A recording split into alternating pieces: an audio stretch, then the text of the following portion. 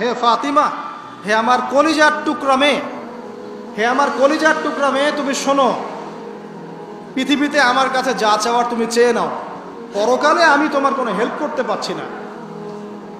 অথচ আমরা জানি নবী সাল্লাল্লাহু আলাইহি ওয়াসাল্লাম সবার জন্য কি করবেন? সুপারিশ করবেন, সেটা অন্য বিষয়।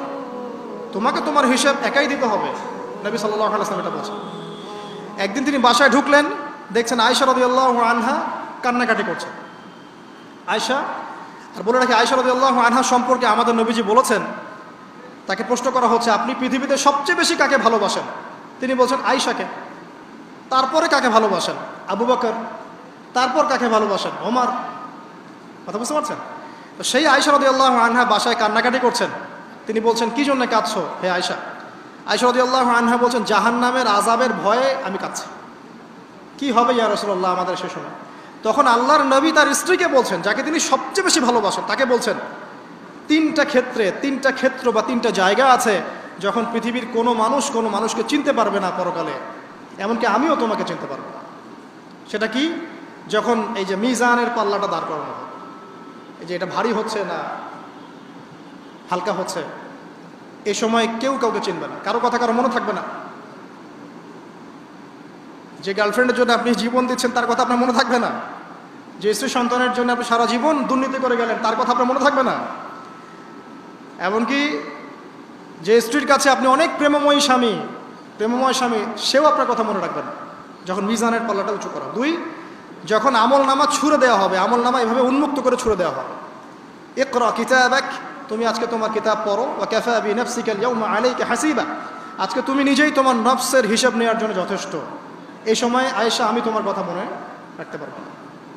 আরেকটা হচ্ছে যখন মানুষ পুলসিরাত পার হবে, তখন কেউ কারো কথা মনে রাখতে পারবে না। এখান থেকে শিক্ষা কি? নূহ আলাইহিস সালামের পরিবারের সদস্য হয়েও তারা আল্লাহর আনুগত্য না করার কারণে জাহান্নামে যাচ্ছেন। লূত আলাইহিস সালামের পরিবারের সদস্য হয়েও ঈমান না আনার কারণে তারা কি করছেন? জাহান্নামে যাচ্ছেন।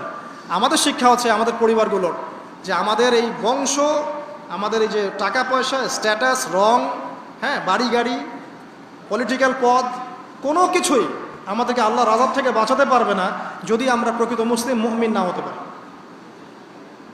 তো পরিবারের সদস্যদেরকে আল্লাহ পাক ঈমানদার হওয়ার তৌফিক এনায়েত করুন।